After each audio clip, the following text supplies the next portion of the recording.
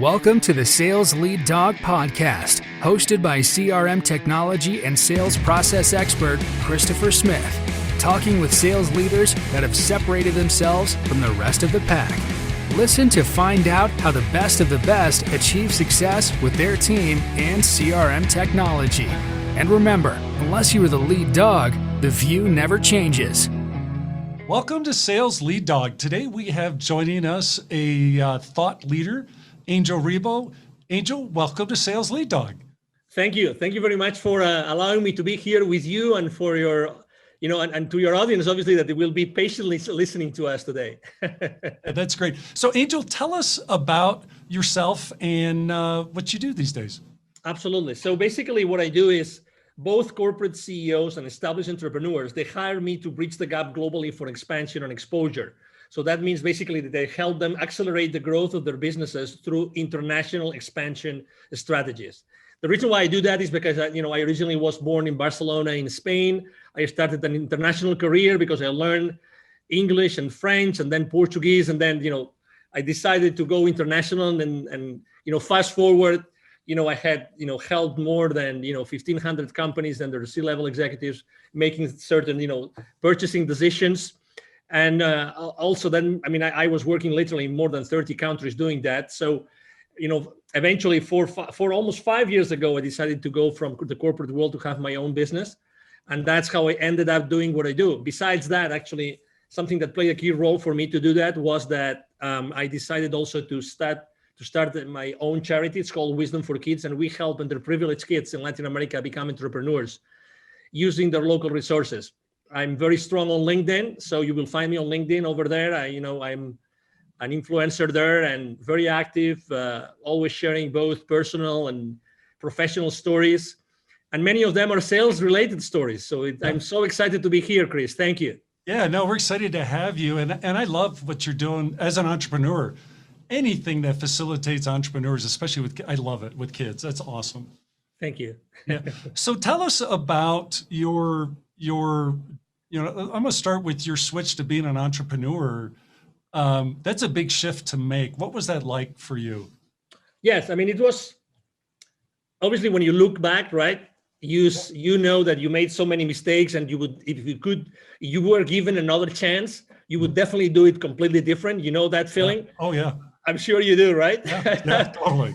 But also I believe that, regardless of where you stand, like from a spiritual, religious perspective, I think that we are only given the battles that we can really fight and succeed on.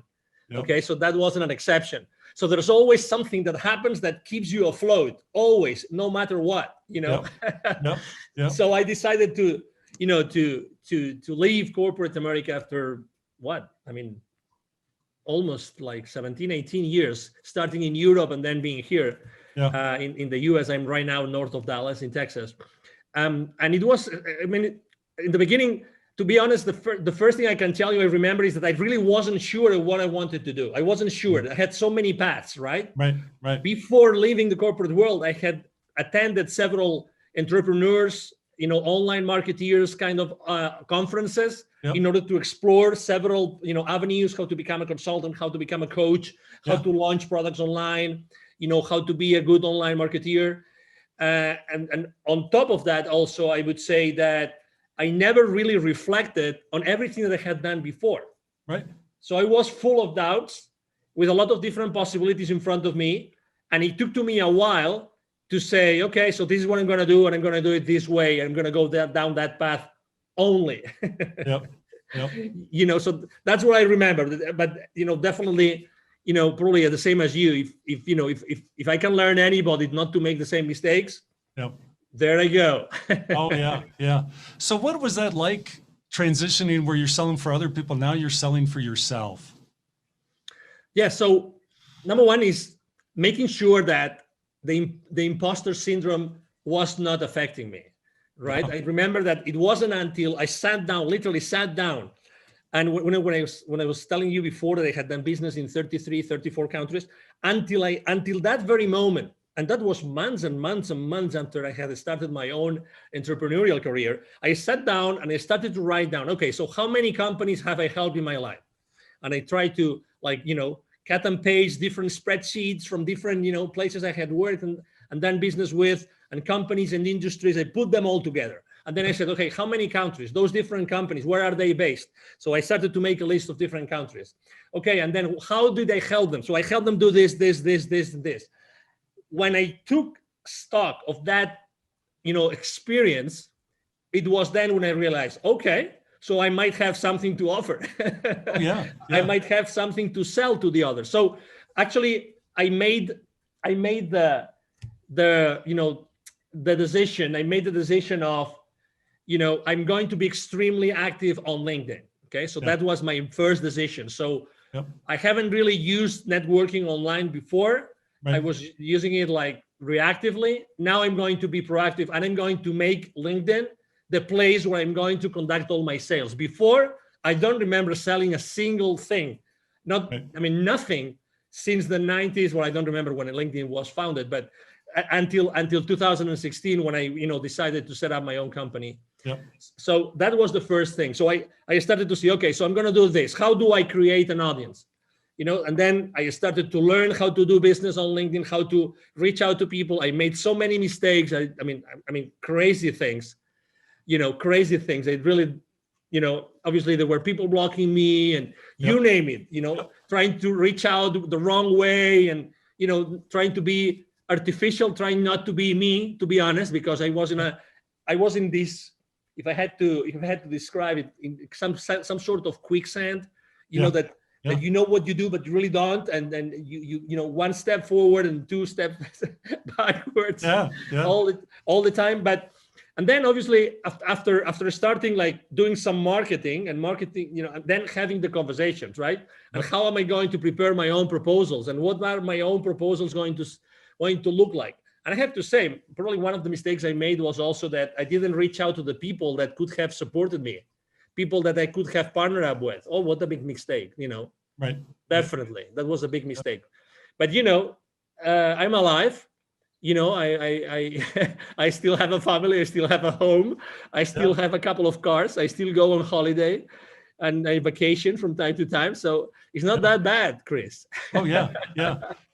I think a lot of people are afraid to make that jump, but it's like anything else in life where you're making a big change like that you have to be all in. You have to be committed to it, and you have to be committed to success, which, for being a sales leader for our listeners, they might not want to be an entrepreneur, but hey, that's like, hey, maybe I want to make that transition into sales leadership, or maybe I want to go for that position at another firm that might be a much bigger role than I have today.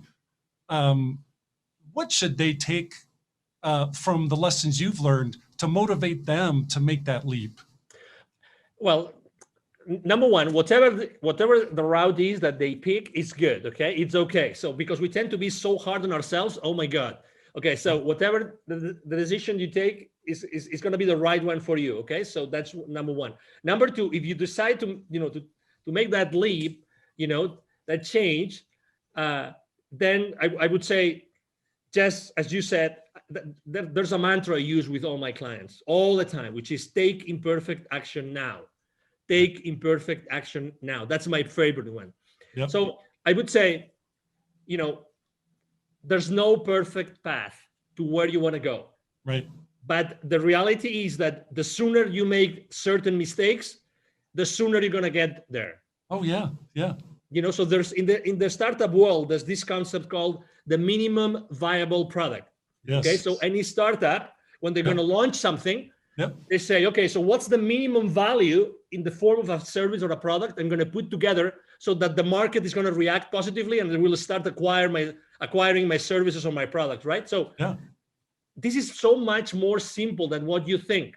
You just have to reach out to the people that you already know, or the potential business partners, and go to them and say, hey, I just started. I just got out, the corporate world. I want to do this. Would you be willing just to have a coffee, over coffee conversation and tell me that makes sense? And if you would be willing to tell me your feedback about this, it's as simple as that. In a week, you can have 5, 10 conversations like that. Yep. And already know what makes sense and what doesn't make sense, and start having those conversations with potential clients. Again, I was talking about making mistakes on LinkedIn and sending the wrong messages. If you genuinely, even if it's people that you don't know, if you genuinely reach out to people and ask them for help, Yep. I mean, don't explain them your life, okay? Just, I need your help because I just left the corporate world and I would like to, proof test something that I want to change, to launch to the market. I tell you, maybe it's not going to be a 50%, but there's going to be a 10%, 20% of people that are going to say yes. And they will be able to meet, they will be willing to meet over coffee with you to discuss that. Yep. Yep. I mean, and the ones that have been there, the ones like you and me that we have been there, oh my God, do we want to help other people not to make the same mistakes? Oh yeah. Of course. Yeah. Of It's course so we want. important. Exactly. Yeah. Exactly. So, I think that's the most important thing. And again, you don't have to wait. I remember that one of my excuses was, we look for so many excuses. As soon as I left the corporate world, my company held me and put me, they gave me a very nice package and everything. Yep. And they gave me an outplacement company to work with, right? To find another job. Right. I remember being the only one, very high level executives on the same meeting, blah, blah, blah. I was the only one in the entire room that wanted to be an entrepreneur. Right. The only one, every single meeting. So I would have a meeting, 1 or 2 meetings per week with them, with other executives looking for a position. Yep. I was the only one that wanted to be an entrepreneur. The rest wanted to have another job, another gig, or another Yep. company, which is good. Again, it's good. It's perfect. And again, there's nothing wrong. But the sooner you start going down that path, Yes. the better for you.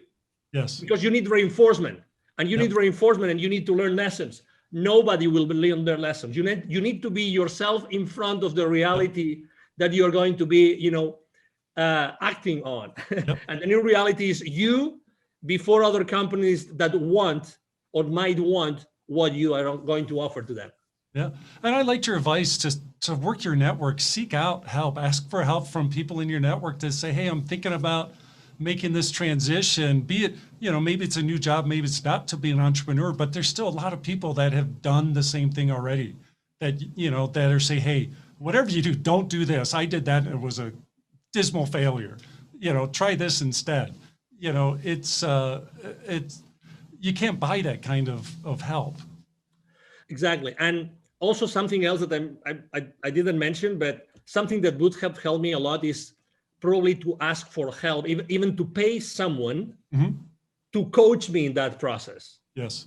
There's coaches out there. There's Yes. people that have done this. There's people that help you get from a position at the corporate Yep. towards becoming a successful entrepreneur. Yep. There's people doing that. Yep. Oh my God, I wish I had taken the decision. I had made the decision of someone, having someone, hire someone to do that for me. Yeah. Honestly, the only resource which is scarce in our lives is time. That's the only one. Yeah. Yeah. It's time. We will always get money and anything else, but time goes by. Yep. So start asking for help. Hire someone that can help you bridge that gap. Yep. Bridge that gap to the first dollar, to the first purchase order. Yep. Have someone help you get there. Yep. And maybe the only piece of advice of who to hire. There's literally thousands of coaches out there that can help you do that, but look for someone that's made a lot of mistakes. Yeah, that's great. So when you're working with your clients, is there a common struggle or pain point that they have that hold them back from success? Yes. It's definitely, they don't feel comfortable selling. They know they have a value proposition. Some of them have a solution and there's a problem that exists. Mm-hmm. Others have a solution, but maybe the problem doesn't exist or it's not big enough. Right. But it doesn't matter. That's why we are there to talk and we're there to discuss and how to make that value proposition really viable in the market. But still, I think that's the most important thing, to make sure that I help them do something that they're just feeling comfortable. Not everybody feels comfortable asking for the purchase order. And needless to say, not everybody knows how to go to the market, which is another thing, right? Yep. That's why I always say it's expansion and exposure. expansion and exposure. So expansion is developing business, but exposure means what are all those marketing tools, strategies, and tactics that are going to help you to get to that place, to get to these people that might hire you or buy your products. And that's what they have in common.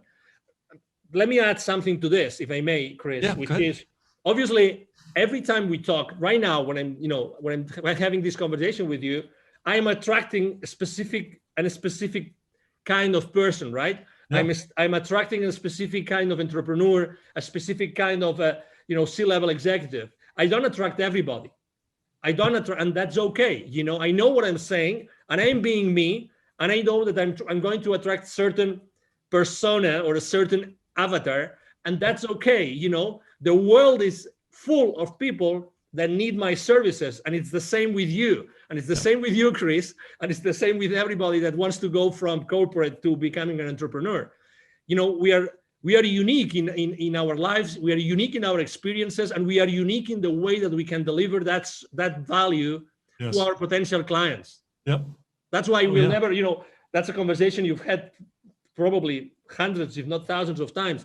I remember when I was training my sales force, the new sales reps would come to me and say, hey, okay, so where am I going to find leads? Oh, that's an interesting conversation. So, we would tell them, okay, so this is the source of leads, and I'm sure that your sales VP or your sales manager is going to give you a whole bunch of leads, and then there will always be someone in that sales training, someone raising their hands and saying, and what if I finish my list of leads and nobody has wanted to give me an appointment?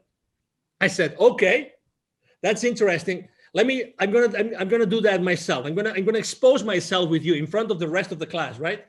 So if you ever finish all your lists of leads, I commit to you that I will be sitting down with you for an entire day, and we will both look for additional leads or list of leads online or in any other institutions that could provide you with potential clients of your business.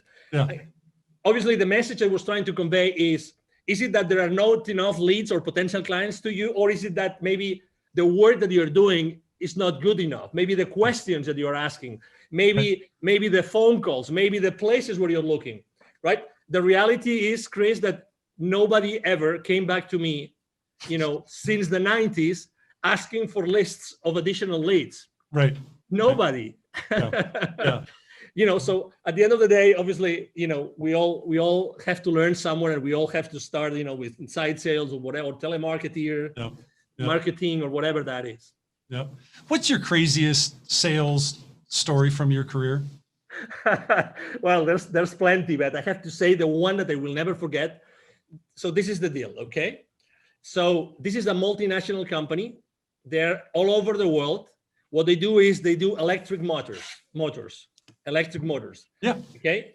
Like all sizes, they're huge. Okay. They are originally from Brazil. Okay. And they were basically opening they had just acquired a new massive manufacturing plant in a specific place in Mexico. Okay. So the headquarters were using a specific technology, right? Which was actually the technology that I was representing. Okay, so I was covering the entire territory at that time, and I said, okay, wonderful. So we're just going to just acquire this company, so it's going to be an easy sale, right? So they just acquired this additional company here in Mexico. In Brazil, the standard technology is our technology, so it's going to be a piece of cake. Right. It's going to be a piece of cake, right? It's, they already know the advantages, blah, blah, blah, everything. All right. To make things worse, I'm originally from Spain. As I said before, I was in Mexico, and I was doing that. That wasn't a direct sale from me. So I was doing that indirectly through one of my business partners. Okay. One of my channel partners, to say it properly. All right. So I said, just go there, do all the groundwork, and then whenever you need me to, for the final stages of the negotiation, I show up. What was even worse was that the CEO and general manager of that company in Mexico, he was also from Spain. So I said, oh my God, we will be able to talk about soccer, and we will be able to have a nice meal together. And we will, so you name it. when you already have this image in your brain. Yeah. It's lining up. Everything's lining up. Exactly. Yeah. What are the chances of this Brazilian company buying a company in Mexico, and the CEO and GM, he is a Spaniard, right? Yeah. Okay, so we start the sales process, blah blah blah, and then I start receiving symptoms, right? I mean, hey, there's a strong team. They had something like a 35, 40 engineering team, and those were each one represented X thousands of dollars of that particular proposal, right? Yep. So, but suddenly from, the sales director of that channel partner of mine, hey, there's a strong group which are using a completely different technology. These guys have never used our technology. They use another one, and they're very strong, and they really believe it's much more important, right? So I have to say that unfortunately we took shortcuts. We didn't analyze the decision process properly. We didn't analyze the decision criteria properly. We didn't have enough conversations with the economic buyer, with the CEO, with the GM. So we took so many shortcuts that we ended up losing the deal. Oh my. And it was several hundreds of thousands of dollars. Yeah. Several hundreds of thousands. So I will never forget the name of that company. Obviously, I'm trying to be extremely respectful and don't disclose the name of the company. But I have to tell you something. With the director of sales of that channel partner, we became friends because we were badly defeated. And obviously, all the company knew about that deal. When that deal has so much visibility inside the company that everybody's expecting us to win it. Yeah. So we had to go back and say, we lost it. What? We lost it. Yeah, we lost the deal. Well, to recover that account, it took to us 4 or 5 more years. Wow. 4 or 5 more years to get it back, to have, to perform, enough proofs of concept there, and to make sure that we were doing the right benchmarks of technology against technology, blah, blah, blah. And I guarantee you, we never took any other shortcut. We didn't take any other chances in any other deal. I tell you that. Oh, I bet. Dealing with rejection is a big part of sales, and being a sales leader and modeling that, how you handle rejection. I think it's important for a sales leader to model that for their team. What's your recommendations for sales leaders in terms of how they create the proper perspective in their sales team, especially the younger people that are getting started in sales? I would say number one is that for your potential clients, future clients, you call them suspects, leads, prospects, whatever, depending on the maturity, but their perspective is their reality. Don't forget that. Don't forget that. So your reality is not their reality. Okay. So that's the number one thing. So the number one thing I would like to say is, this is a marathon. Okay. So just you have to learn, and don't burn your bridges. It's a matter of time. You have to learn how to do this. This is as anything else, as playing tennis, as swimming, as driving, as anything else. This is a long run. Okay, so it's going to take some time for you to perfect whatever you want to do. And remember, be yourself all the time. That would be my second one. Be yourself. Don't pretend to be anybody else. It doesn't mean that you don't have to be mentored. You don't have to receive lessons. No. Okay, but be yourself, because if you're not yourself, you're going to be, sidetracked, whatever that is, and you're going to feel saying, I should have done what my gut feel was telling me. Okay, so just be there. And the third thing is always have the tough conversations. Don't hold anything to you. Always have those tough conversations. So what I'm trying to say is always make sure that whatever decision, whatever proposal you're making, whatever conversation, it's for the good of your client. Right. It's for the good of your client. Okay. So genuinely care about what is important for the client. Remember one thing, as I said before, perception is their reality. They want something, but you believe as a salesperson that they need something else. Right. Okay. So it's what they want. It's what they want. So remember, it's their reality. So you have to be there all the time. Okay. So those would be my, most important, pieces of advice. And again, you learn a lot. I mean, I learned from a desk making phone calls. That's how I learned. Yes. Yep. That's how I personally learned. I didn't even, it took to me more than a year to start making, sales appointments with the field reps, but it is what it is. It is, we have to learn, we have to make mistakes. You have to struggle. That's right. Yeah. So let's transfer our discussion here to talk about CRM. When it comes to CRM and your career in sales, did you love it or do you hate it? I loved it. And I loved it because it helped me structure myself and organize myself. The real, can I use a brand, or can I use I'd rather not? We try to stay away from that. And just talk in general terms. We don't want to. There wasn't one over another. No, it's okay. So just going back in time in the late 90s, there was one system that was really like the number one that everybody would use, and everybody would use that one. I remember when the company was working with was over $1 billion in revenue, and they decided to buy that. Right, that was a multi-million-dollar deal that they had to invest on. I remember it was like a savior. I mean, I remember even though it was complicated, like lots of fields and things and interactions, it was like, oh my God, great. We have a way like to put all that information and to keep that information at some place so that it's going to help me have a better possibility to follow up on those deals. Because at the end of the day, following up is everything. When every single industry says that the millions are in the follow-up, you bet. And CRMs really help you be organized. That's for me, that was, I remember my first time ever using that particular CRM. And I've always used different, after that, I use CRMs consistently. Yes. It's the peace of mind that you say. Again, a lot of people see it as a way to control, which I understand and which I agree. You need to control your sales force. You need to have some level of accountability with your sales force. I get that, but it's a help. It's something that's going to help you. It's part of your support system, and you need support systems to excel in sales. Yeah, I think it's a great tool for salespeople because everybody goes into slumps, and when that happens, the sales leader can use the information in CRM to say, hey, look, I see you're doing this here. Have you thought about maybe trying this? But if you don't have that information in CRM, how is the leader be able to coach effectively, because they have no insight as to what they've been doing or what's going on?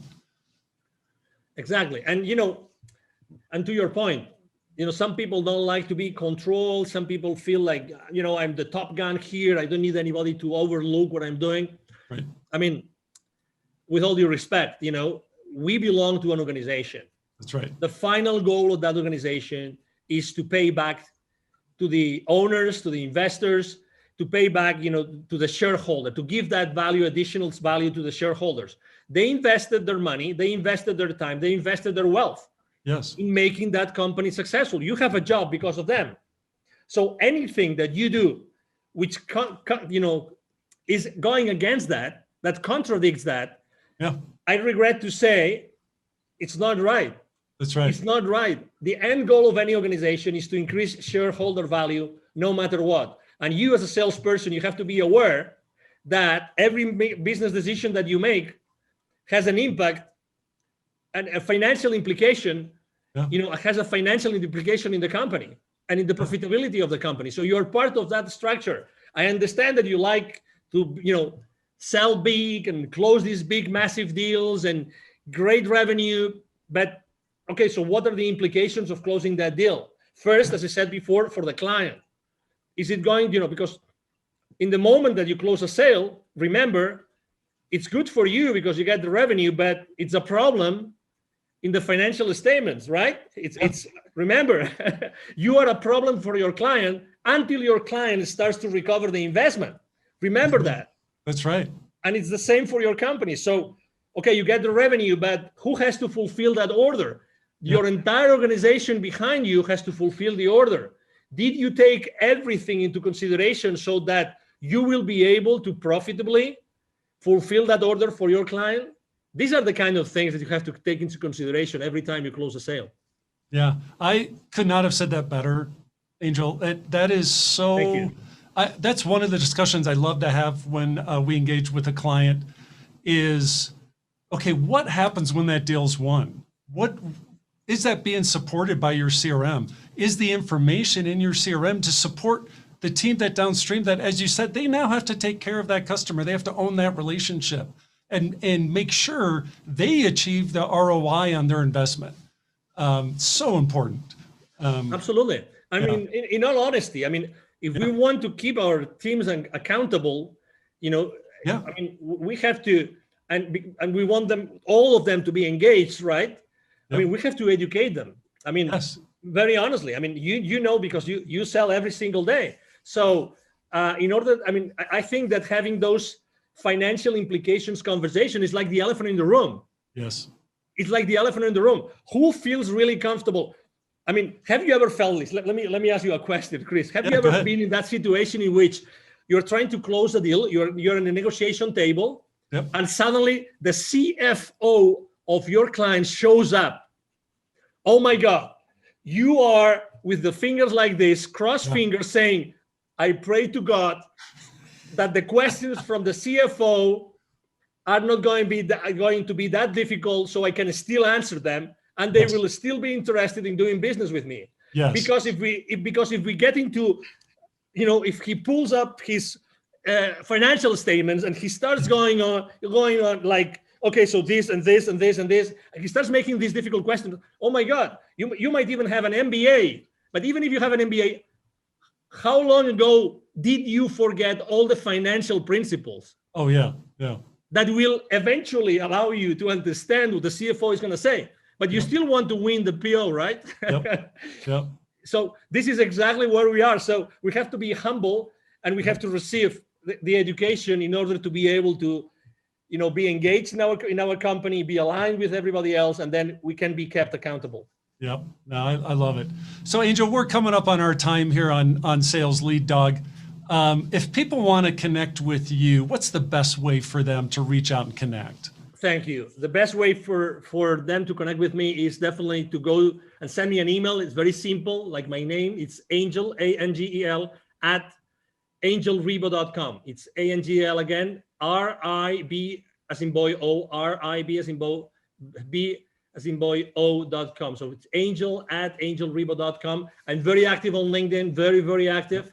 So you can, reach out to me, Angel RIBO. My brand is the CEO Confidant, the CEO Confidant. So you can go to LinkedIn. You will find me there easily. Yep.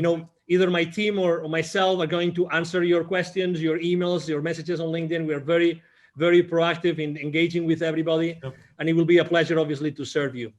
Yeah. Well, it's been great talking with you, Angel. I'm glad we got to finally connect and talk. This has been terrific. Thank you. Thank you. Likewise. Thank you for the opportunity, Chris, obviously. And thank you, everybody. Thank you to all the audience listening to us today. Awesome. As we end this discussion on Sales Lead Dog, be sure to subscribe to catch all our episodes. On social media, follow us on LinkedIn, Facebook, and Instagram. Watch the videos on YouTube, and you can also find our episodes on our website at impellercrm.com/Sales Lead Dog. Sales Lead Dog is supported by Impeller CRM, delivering objectively better CRM for business, guaranteed.